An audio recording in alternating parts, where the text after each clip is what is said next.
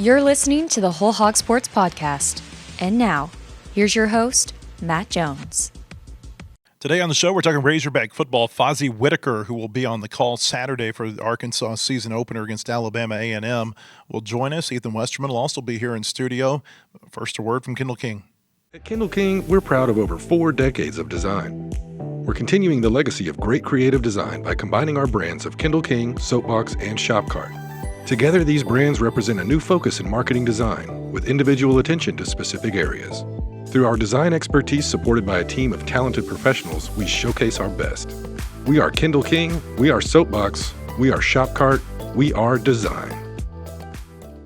And we're joined now by Fozzy Whittaker. He's going to be on the call Saturday when the Razorbacks play Alabama A&M, 3:15 kickoff on SEC Network. Fozzy, good morning. Good morning. Good morning. Thank you all for having me on. And so excited. Week 1 is finally here. We've been waiting all off season for this moment. I'm just glad it's finally arrived. You know, you played college football, and I'm sure you've had some matchups like this where you've got one team that's just expected to run over another team. I wonder, as a player, is it difficult to get up for a game like this if you're in the shoes of the Arkansas players? Or does the season opener maybe counteract some of that? Season opener definitely counteracts that. You look at the first opportunity, you get to hit somebody other than your own teammates. Your first outfit in front of your home crowd, and then the first opportunity that you kind of get to really set the tone for what you want the rest of the season to be. So if you got to get up for a football game, especially at the collegiate level, I think you might be playing the wrong sport or doing the wrong thing. And whether this game was the first game in the season or whether it was midway or towards the end of the season, no matter who that opponent is, the ultimate goal is always to get better, and that was something that I prided myself in as the approach that I took, and a lot of my teammates had that same type of attitude, and I don't see that being any different with this Arkansas team and what their expectations and goals are for this upcoming season. You know, when you get an SEC team though against an FCS team, I mean I know there are upsets.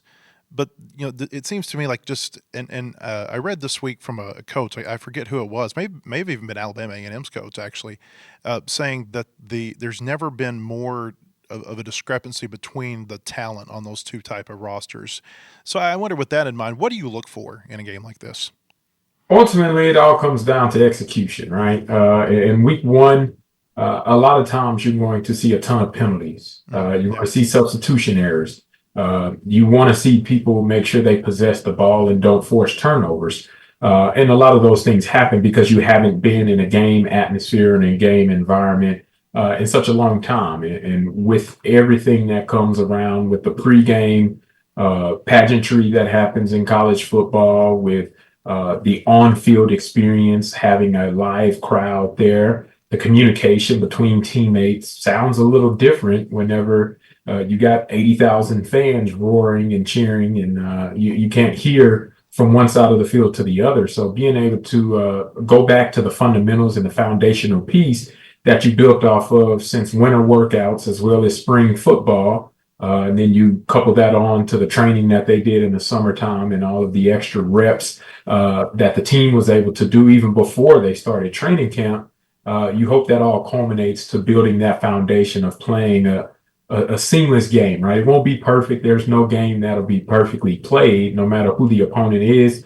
But if you can play a clean game, taking care of the football, being efficient, communicating well, and not having a lot of those substitution or pre-snap errors, then that's always something that you can build off of after week 1. What are your thoughts on Arkansas and how this season might look for the Razorbacks? Yeah, I'm extremely excited for Taylor Green and that offense. The thing that stands out to me the most, that I feel like he's undervalued from a standpoint of the national conversation of quarterbacks, not just within this conference, but around the country. And he's in the conversation right there with John Mateer as guys that can have some of those breakout seasons. And those are the only 2 guys that are actually returning in the entire country that threw for over 3,000 yards a season ago and also rushed for over 600 yards. So that goes to tell you the dynamic ability that Taylor Green possesses, as well as what Bobby Petrino has been able to do in year number 1, now underneath their belt and having a full off season to prepare for year number 2, I expect a great jump because that's what Bobby Petrino has done, whether it was with Lamar Jackson or with Arkansas's very own Ryan Mallett in the past. That year 2 has been one of exceptional note to be able to see the increase in the productivity of the offense and the quarterback in particular. I think Travis Williams on the defensive side is going to have that defense ready to go. I love the way that Cameron Ball really controls the line of scrimmage, one of the leaders that'll have to step up huge for this team over the course of the season, as well as Xavier Sori Jr., who is one of the most explosive and dynamic linebackers, in my opinion. There are a lot of new faces on the back end. But if anybody can get them ready to go and dialed in to what they need to do, then I think Travis Williams has done a great job at being that defensive coordinator and keep continuously rising the ranks and where Arkansas's defensive production finishes at the end of the year. So it won't be an easy road, given that the SEC is always competitive. But if they hit the goals that they plan to hit, then I don't see why Arkansas can't be in the mix for a championship late in November, whenever it's championship time. I want to drill down on what you said about Talon. As you study his game film and get prepared for this week, what do you think it is about him that is difficult to defend? Well, first off, his athleticism, being able to get after him and rattle him in the backfield whenever he's in the pocket is extremely difficult, right? The way he can move, the way he feels and has a feel for the pocket is really unique. But then whenever he gets outside of the pocket, that's where he really turns some of those minuscule plays where it may be a pass that's thrown away to save for another down or just a 2-yard scramble by a quarterback. He's able to take those plays and turn into a 26-yard first down and really create and swing the momentum for his team. And not only that, the passes that you look at last year, a lot of the big explosive and dynamic plays have been off schedule, gets outside of the pocket and he finds Armstrong or he finds Tesla and see those guys getting loose in open field. And he has a big, strong arm, so he can get it as far and as deep down the field as you need him to. And I think that's a unique ability that he possesses. The issue that we saw last year with Arkansas and Taylor Green in particular were the amount of turnovers, right? You have to minimize the turnovers if you expect to have this offense clicking on all cylinders. You got to be able to protect the football, and that's something that starts with week 1, making sure you go through the fundamentals and then believe in your coaching and trust in it. We were talking about Talon earlier this week and the turnovers. You know, it was an issue for him at Boise State as last year too. Is that something where turnovers can be coached out of a quarterback, or is there a turnover proneness that may be difficult to overcome? No, it can definitely be coached by a quarterback. And if anybody can do that, I think Bobby Petrino is the perfect person to be able to instill what it means to take care of the football and give value to the team rather than creating those highs and lows, those ups and downs throughout the course of a game because of the sudden changes that occur whenever an interception or a fumble happens. So what it all comes down to is it's not from a lack of confidence. And I think that's one thing that you never want to take away from a quarterback. And I'm sure you hear that from all the quarterback coaches as well as offensive coordinators is you got to have a confident quarterback, somebody that believes they can make every single throw. Mm-hmm. But then at the same time, you got to have a confident quarterback that also knows, hey, when do I check it down and when do I not force a throw to put our team in a worse position? My old coach, Matt Brown, used to always say, hey, reserve the right to kick. And whether that's hopefully most of the time you want it to be at the end of a touchdown drive and that turns into an extra point. But sometimes driving into the red zone and let's say you don't score a touchdown, we'll reserve the right to kick a field goal, still put points on the board. Or even if it's in the middle of the field, reserve the right to punt the ball and then force the opposing team to go 85 yards against the Travis Williams defense. You're not going to see that happen very often. So if you take that approach and that mentality, have all the confidence in the world, but be smart with the options of where you're trying to get the ball and then reserve the right to kick, I think that'll help limit the turnovers. Sam Pittman said earlier this week that they were pulling video from Miles College, the Division II school where Sam Shade had been the head coach last year, and of Alabama A&M last year, where they can kind of, from the Miles video, get a look at maybe some formations, concept schemes that the coaching staff likes because they brought so many coaches over, and then Alabama A&M to get a look at some of the athletes who are back on the team. I wonder how challenging do you think it is as you prepare for a team like this who has a first-year coach who really has the benefit of coming into this game that nobody really knows what they're about, at least not in this job yet. Yeah, it's been interesting. I need to talk to Coach Pittman too. I'll get that opportunity tomorrow because I couldn't find the film on Miles College. I was looking.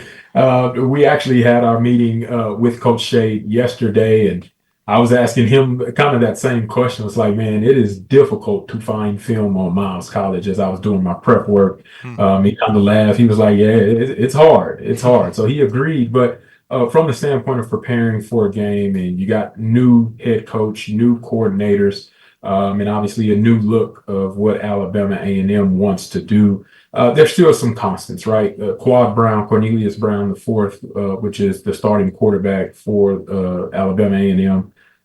You can see his game last year, and I actually got to call the game where Alabama A&M played against Auburn in week number 1, and you can see the discrepancy in talent obviously was there, but at the same time, you saw the guys that they wanted to kind of get the ball to as their dynamic playmakers or guys that they'll probably lean on heavy in the season. And so early on, I think that'll be an opportunity for Coach Pittman to see what guys they want to feature the most and then kind of hone in on that. But it does add a little caveat in your game planning standpoint. Just knowing what they do gives you a leg up. And without that knowledge, what Sam Pittman probably is telling his guys, it's not about what they do, it's about what we do. And if you can execute, then that's all that matters. I was going to ask you that. Take us inside a game week preparation for a player.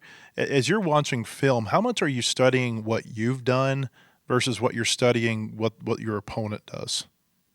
Most of the time, it goes down to what the opponent does. Any tips or any type of cues that let me know from the running back perspective, right? Especially if I'm in on third down situations, because that's when you get to sometimes see those exotic blitzes or different formations that the defense like to line up in. If I can find a clue or a tip that lets me know they like to run, hey, if the safety lines up off of the hash 4 or more yards, then typically he's going to blitz, and they like to also bring the outside linebacker. So if I can find that tip and consistently find it throughout the course of the film that I'm watching, I see that look in the game, then the communication automatically goes to my offensive line and say, hey, watch out for whatever call it is, right? We used to call it snake. Hey, snake blitz, alert snake blitz, alert snake blitz. And the quarterback will be on the same page, lineman be on the same page. And then you can make a check to get into a play or a protection that protects everybody. And hopefully it turns into a big explosive game. So most of the time watching film, it goes down to seeing what the other team does to better prepare you for the moment. You typically will watch your own from a self-scout analysis the day after the game. So Sundays in college football is whenever you do that big, heavy self-scout. And obviously you self-scout after practice every day as well. But I think it's really important to understand and really get a feel for the players that you're going to go against, as well as some of the tendencies that they like to show in certain downs and situations. You grew up in the Houston area, but as I understand it, you've got some ties to the state of Arkansas, right? Yeah, so my mom is actually from Arkansas. Okay. Tiny town called Emerson, Arkansas, right outside of Magnolia. Probably about an hour and a half from El Dorado, not too far from Haynesville, Louisiana as well. So it's right, little small town. And I go every summer back to Arkansas. My mom went to Southern Arkansas University. And we still have family in the state of Arkansas. I fly into Fayetteville tonight, actually, so it'll be my first time in the city of Fayetteville, but I've heard great things. I'm excited to hear that stadium. I want to hear the pigs being called. Like I need the full experience. So I have a few ties, but it'll be my first time being able to visit Razorback Stadium. Your mom was a pretty good athlete at down there, right? SAU? She was a track star sprinter. She ran a 50-yard dash. She won state as a as a junior and as a senior in her high school career. So she was kind of well known in the small city of Emerson. You've mentioned this is your first time to be at a game in Fayetteville. I know you worked for Longhorn Network previously, so obviously you're aware of what happened here 4 years ago when Steve Sarkisian brought the Longhorns to Fayetteville and Arkansas got that big win in Sam Pittman's second season. I wonder, that game, it felt like it was kind of a pivotal moment in Pittman's career, certainly. How do you think Arkansas maybe gets back to that point? Like, what would it take for Arkansas to recreate maybe the feeling around the program that they had that night 4 years ago? Well, that night, Arkansas was definitely the most physical team on the field. And it was made apparent from the start of the game to the very end of the game. And that wasn't just from one side of the ball. It was on the offensive and the defensive side of the ball. And I came away extremely impressed. Bumper Poole actually became my favorite linebacker after that game. Just the way that he played, he flew around, unbelievable effort, strain, relentless kind of comes to my mind with one of those types of kind of adjective that describes the way that he played the game. And then obviously, whenever he got a hold of you, he was going to make sure he hit you and you remembered the hit that he left. But ultimately, it got to start with that, right? The physicality, and usually physicality starts in the trenches. Your offensive line and your defensive line have to set the tone. Landon Jackson was an elite defensive lineman a year ago that's now we get to see play on Sundays. Being able to replace that type of production and that type of talent, right? There are a couple of guys that expect to insert into that spot, and I also expect Cameron Ball to take another step forward to kind of fill in the gap of the production that was left behind by Landon Jackson. But you got to have somebody like that, and then you got to have multiple people elevating their play on that same level, and you flip it over to the offensive side of the ball. And that's where you really get to truly form your identity, right? And Taylor Green, with the athleticism that he possesses, being able to have that run style. You got a mixture of a couple of running backs that'll be playing, especially whenever Braylon Russell gets guys worn down. You hit them with the magic of Mike Washington Jr. as well as the magic of Rodney Hill. And then you add in the legs of Taylor Green. Like that's really, really where you can create that championship type of caliber team, is by being able to establish the line of scrimmage, stopping the run, and then being able to run the ball effectively. And that's what Arkansas did, that year, 4 years ago. And they had a phenomenal season with the formula that, catered to what they did very well. And if they can do that again, that's how they become relevant in that SEC race and then back on the national landscape. Are you still doing SEC network in-studio stuff? I will be, yes, sir. Okay. So on Tuesday nights, we'll be doing SEC now, and so I'll be featured on that. We'll all, as analysts, kind of rotate in on different weeks. So I'll be featured throughout the course of the entire season. Let me get you out of here on this. What are your thoughts on the SEC? Texas is the favorite. There's so much talk about Arch Manning and what he may do this year. Heisman favorite. They're the team to beat. What would it take for Texas not to win the league? Like what teams do you think might give them the most trouble? Yeah, I think Texas obviously was voted on by preseason media polls, but at the end of the day, I think there are truly 4 or 5 different teams that could win this conference. You look at Georgia, who's always been the king of the conference over the past few years.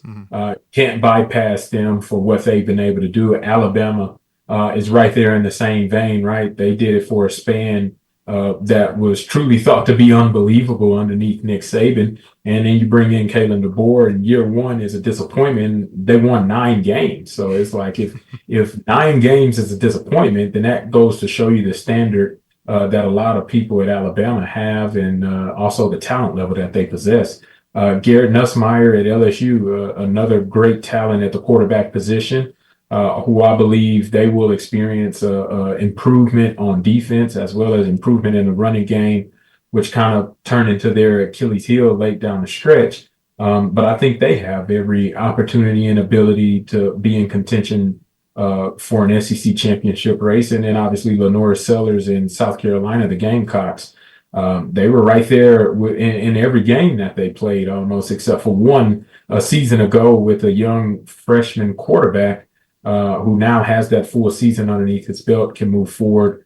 The likes of Dylan Stewart at the defensive end position is a focal point, and Shane Beamer has hung his hat on creating turnovers and being a stingy type of defense. So those are just 5 teams off the top of my head, but you still got some of the unknowns with what Oklahoma may be. How good can Auburn be, who typically has a very good defense and one of the best receiving core, in my opinion, in the conference. And you just never really know. We all know the SEC, it comes down to the guys that make the least amount of mistakes and who can win on the road. And the team that can do that, I think, is the one that'll ultimately end up in that championship fight. And then the championship game is basically 2 games within itself, and one about what you have to do in order to try to win. So getting there just isn't good enough. Winning it is where you always want to finish. Fozzy Whittaker going to be on the SEC Network call Saturday with Dave Neal and Morgan Uber for the Razorbacks season opener against Alabama A&M. Fozzy, we appreciate your time. I appreciate it, man. Thank you all for having me on. All right. Thank you. Have a safe trip to Fayetteville. When we come back, Ethan Westerman's going to join us here in studio, but first a word from Kendall King. At Kendall King, we're proud of over 4 decades of design. We're continuing the legacy of great creative design by combining our brands of Kendall King, Soapbox, and Shopcart. Together, these brands represent a new focus in marketing design with individual attention to specific areas. Through our design expertise supported by a team of talented professionals, we showcase our best. We are Kendall King, we are Soapbox, we are Shopcart, we are design. Hey, welcome back. I want to tell you about our friends at Bentonville Glass. They've been serving their community since 1971. Committed, professional, versatile. If you're looking for a quality leader in Northwest Arkansas or looking for skilled craftsmanship, look no further than Bentonville Glass for all your glass market needs with the highest quality products. You can come by and see them now at 507 South Main in Bentonville or online at bentonvilleglass.com. We appreciate you being here with us today. Hope you'll follow, like, subscribe to our podcast, leave us a review. Anything and everything is appreciated. You can find us on Apple, Spotify, YouTube. Just search Whole Hog Sports on any of those platforms. Obviously, Apple, Spotify, that's our audio podcast. We've got a video version on YouTube that you can find there. I want to tell you, you can get the latest breaking news on all Razorback sports at wholehogsports.com. Most in-depth source for all Razorback sports, analysis, latest in recruiting, unique stories on all your favorite teams. Subscribe today at wholehogsports.com. And on your screen right now, if you're watching us, you'll see a QR code. You can scan that. You'll find our daily newsletter. That's a free service. We send you out all of our stories that we post every day, first thing in the morning. So hope that you'll subscribe to that newsletter. Ethan Westerman is joining me here in the studio now. Arkansas and Alabama A&M just 2 days away. It's supposed to be a pretty day Saturday, although right now in Fayetteville it's awfully rainy. Cool, different kind of weather that we're accustomed to this year, certainly for that first game of the year. We've been to games before, many games before, the season opener where, the heat is the story, whether it be running out of water in Little Rock 2 years ago during the season opener. I remember many years ago there was a hydraulic gun that they used to shoot T-shirts into the crowd, and it exploded on the field from the heat of the turf. It's not going to be like that this weekend. A little bit different season opener that the Razorbacks are going to have. Weather-wise, opponent-wise, it's going to be what we've been used to. I mean, Arkansas played UAPB last year. You know what's interesting to me? Arkansas beat UAPB by 70 in their first game last year. Alabama A&M lost by 70 in their first game last year to Auburn. Different coaching staff, certainly different players. I don't know that I expect a 70-point game. I think you'd be crazy going into a game thinking that, but certainly, the expectation is that Arkansas is going to win this handily. You talked to Sam Shade recently, the Alabama A&M coach. What did you learn about that team? Yeah, well, anytime you have a new coach, I don't care what level you're at, I mean, the first priority is they're going to have to just build a team, build their own first roster. He brought a lot of guys with him from Miles College, which is a Division II school there in Alabama that he was at prior. He's an Alabama guy through and through. He grew up there, played for the Crimson Tide, had an NFL career. I think he was drafted by the Bengals and then played some for Washington. And then he kind of got into coaching. It's kind of crazy.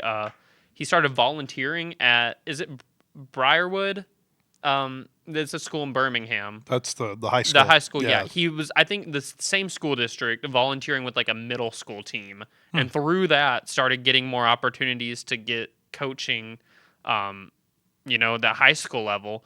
And then it was there that he was coaching, for Briarwood, their high school team, that he had the Samford coach, who I'm blanking on his name, who had been the coach at Samford, got in contact with him and wanted to bring him on his staff because Samford's another one of those Alabama schools. And that's how he got his into college coaching. It all started with becoming a volunteer middle school coach, so it's kind of funny there. He was actually on that Samford staff whenever they came into Little Rock, Brett Bielema's first season at Arkansas, and I don't want to say almost beat Arkansas, but they scared him. I mean, it was 31-21, I think, was the final. I think there was an Alex Collins rushing touchdown, in the fourth quarter, that let everybody breathe Long a little run. bit. Yep. Yeah, but, I mean, he was on that Samford team that had a lot of NFL talent on it, and that's just kind of springboarded his coaching career. He, like I said, was the past 3 years at Miles College, which is also in Alabama, and he brought his guys with him, but they do have a returning quarterback, that was on last year's Alabama A&M team. He didn't bring him in. His name's Cornelius Brown, who is a seventh-year college football player. He's 25 years old. We are the same age. So that was interesting to me, and you're going to see a lot of similarities. I pointed this out in a story that's going to be on our website soon, but the two quarterbacks on Saturday, number one, you're going to have a green and a brown. So you got two colors. They both wear number 10. And they're both 6'5", 220 to 230. I mean, it's going to be very similar. It's going to be weird. But they're surrounded by different players, though. Surrounded by different players, yeah. Here's the difference. I think Arkansas has a little bit, probably more, a little bit better offensive line to protect him. I'd assume that on Saturday, Arkansas will want to make life a little bit difficult on Mr. Cornelius Brown. They call him Quad because he's Cornelius Brown the fourth, so his nickname is Quad on the team. So... that's, Sam Pittman's previewed him a little bit, and he said that they've been using Miles College film, which is number one. I think that had to be probably interesting to get good film on them. I mean, there's D2 film out there. We had Fozzy Whittaker on in the last segment. He said that he looked for Miles College film from last week. He said he's yet to be able to find it. Yeah. Well, he had, I'm assuming at some point somebody, I'm just guessing this is how it goes. You find somebody who is in the D2 world who knows how to get D2 film through your connections. And he got film on Miles. He said it's a different angle than you're usually watching film because, the stadiums are smaller. So I'm sure it's the angle's just not as much on it on top. But they use that film and they're kind of expecting a lot of RPO, a lot of stretch runs, and then they expect a lot of deep balls too. So it sounds to me and just from looking at their roster and stuff, that they're a team that's smaller. Other than their quarterback, they have actually a decent size on the lines, but the skill position is pretty small, and it sounds like they try and use their speed.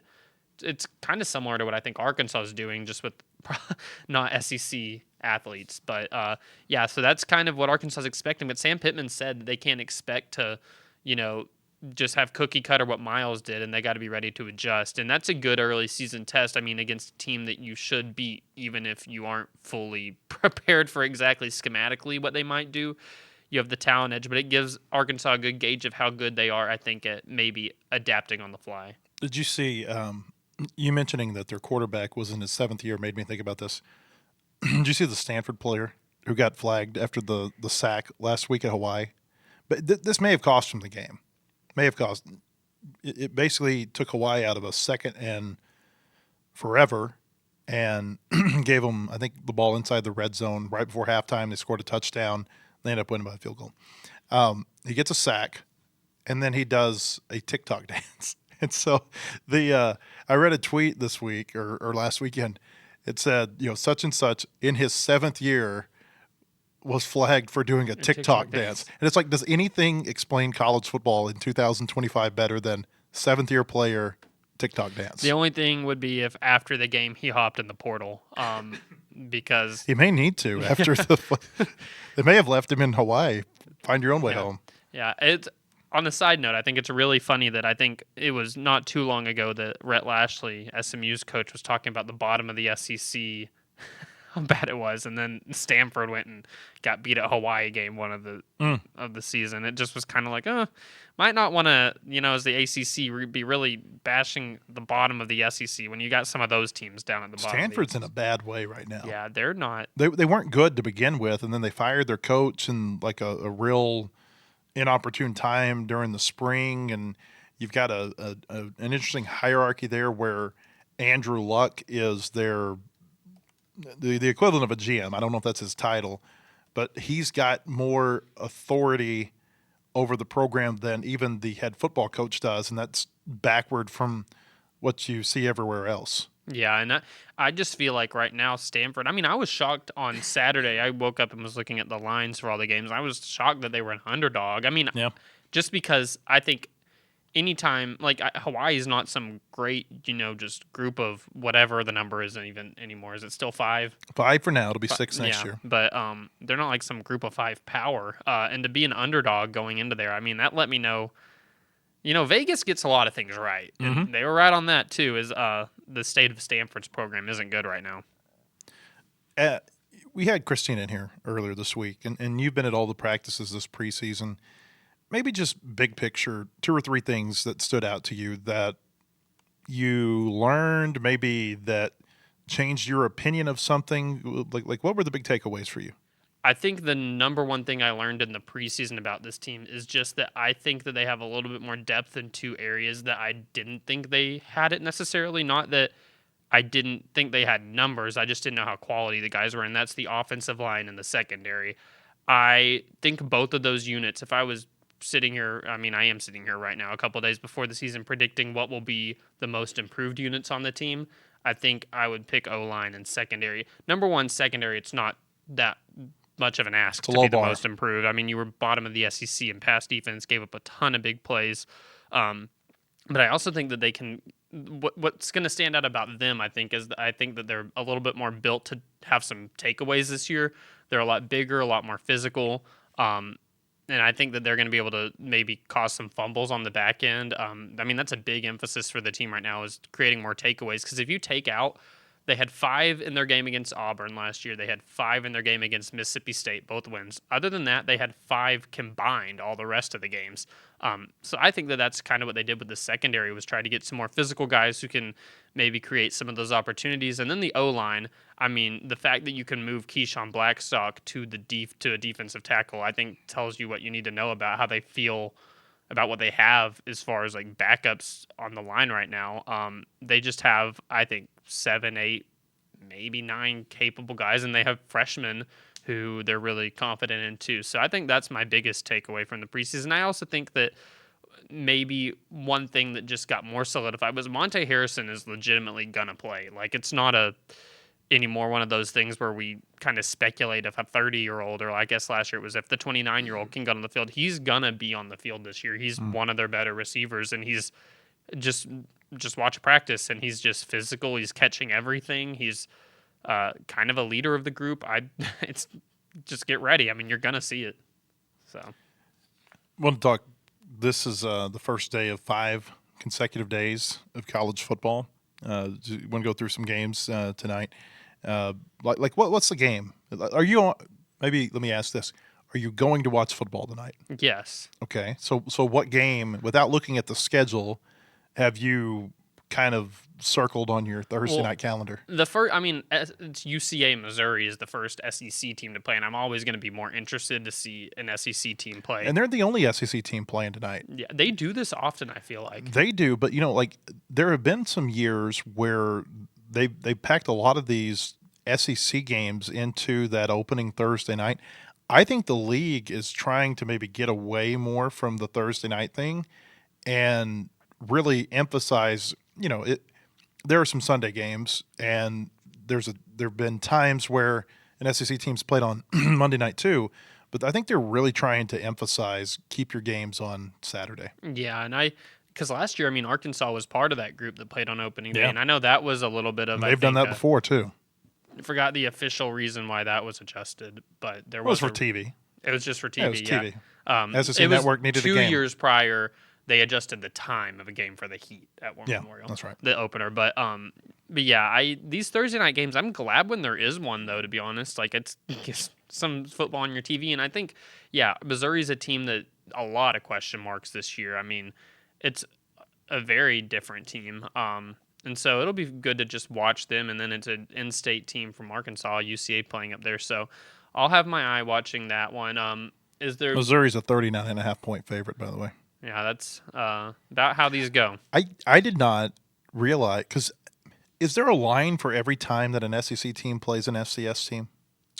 I think most of the time there is. Was there a line for Arkansas UEPB last year? I think there was. Okay, all right. But maybe it may be a deal where some sports books choose not to put it on the book. Yeah, I think there's typically, especially maybe like these local sports books, that would have that in there every time for Arkansas. But I also think that it's kind of funny that, like, this past weekend there was a line for UNLV versus Idaho State. I think UNLV was like a 38-point favorite, and that was a game. They barely won. I mean, that was a game. Dan Mullen's team, man, sheesh. I knew from the first drive of that game when Idaho State just marched it down the field, they were in for a doozy. You got to be careful about taking too many things away from week 0, good and bad. I thought last year there was a week 0 game where SMU played at Nevada, and I watched SMU like they are not going to be able to hold up on the line against the ACC. They're not.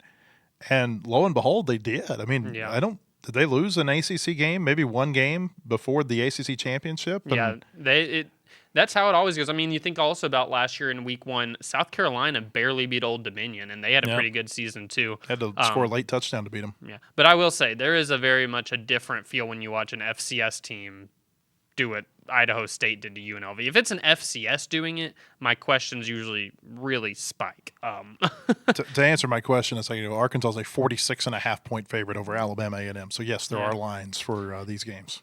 And that's so tricky because I think in theory Arkansas could probably they should be able to choose a score, but you're always having to factor in, like, are the backups, when are they going to come in? Mm-hmm. How does that influence the scoring? I mean, these lines are tricky. You can't always expect Arkansas to win 70-0 or Auburn to win 73-3 or whatever Tennessee did last year to that poor team they played. Do you remember that score? Well, weren't they up like 65-0 at halftime or something? Yeah, it was one of the saddest scores I think I've ever seen. That padded Tennessee's stats for a whole year. Think about Arkansas. Think about, they were 10th in total offense last year, but, take away 2 or 3 games and they might not be top 25. Yeah, well, and the thing is, and you can say that for a lot of teams. It ends up weighing out with because pretty much everybody in the power conference plays one of these games. But Arkansas last year, like Mississippi State playing them, that was a stat game for anybody too, because that defense was bad. Everybody got to eat against Mississippi State. Oh, I'm not talking about just from Arkansas. Like everybody who played them. Scattaboo played them, and he shred them up. Oh my gosh, crazy stat line. I've never, I do these efficiency numbers every year. I've never seen defensive efficiency. Deficiency would actually be a really good word for this. But I've never seen defensive efficiency so poor as Mississippi State had. Yeah, that was the week that Taylon Green was like the national player of the week offensive. And so, you're always going to have those games on your schedule. And this week, you're going to see plenty of them. I mean, they always are pretty front-loaded. You asked what games today, though. Boise State South Florida is that's the only top 25 team playing tonight, Boise. And that's just interesting because Boise is one of those cold teams. They play in very cold conditions toward the end of the year, and they're going to Miami. This is a win-win for everybody. This is just a South Florida's in Tampa. Or Tampa. Miami, what's the they got FAU. FAU. FIU is in the area. FAU's in Boca Raton. Yes, there's a lot in that area, but South Florida is the Tampa school. Mm-hmm. Good catch. I lied at They first. play at the Buccaneers Stadium. Yeah, well, this is a win for everybody. You're getting to see the Broncos on the beach. Boise would be happier if this game was Thanksgiving weekend than be playing. Although, playing in Boise, Thanksgiving weekend, that can be a nice home field advantage. Game I'm looking forward to is Nebraska plays Cincinnati tonight at Arrowhead Stadium. I think that could be a really cool game. And I mean, think about And it. they've sold this thing out, apparently, and it's like, I think Nebraska fans have allegedly bought over 70,000 tickets for this game. And it's, it's not far from Nebraska. Certainly you got a lot of Nebraska fans in that area of Missouri. That could be a really neat looking deal. I was told one time, and I don't know if this is true or not, but that Arkansas and Nebraska had at one point at least discussed a neutral site game in Kansas City. That'd be really cool. Yeah. And then Arkansas was going to play Missouri that COVID year, yeah. and that didn't materialize because of COVID. But, man, I'm sure I'm not the first one to say this, but Travis Kelce's old team going to play in Arrowhead tonight. So right after he got his his whole engagement. Yeah. What? We'll leave how that, special? We'll leave that for the other podcast. I did see that Cincinnati offered to do their wedding and it's in their stadium.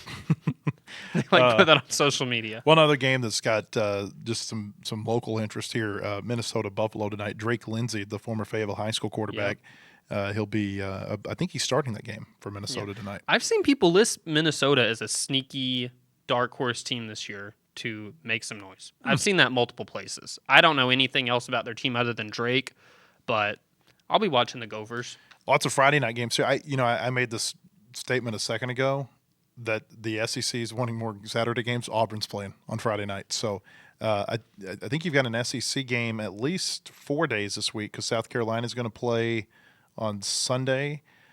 So you've got a lot of SEC games spread out here over these first 4 days. But I do think that overall, and some of these, I think Auburn is at Baylor. That's the home team gets. I think both have to agree to it, but the home team has a certain level of sway there. Yeah, and I like these. There's the requirement to play the power conference team. I like doing it in the first week of the year. I just think that that's a good way to kick off the season. And also, week one results can be a lot more forgivable, in my opinion. Like, you can lose a game in week one that, at the end of the year, you're a different team, and there's a lot more forgiveness there than if you schedule this, near mid-season or whatever, and you don't play well then. I think that it gives, both teams a good chance to, gauge where they're at.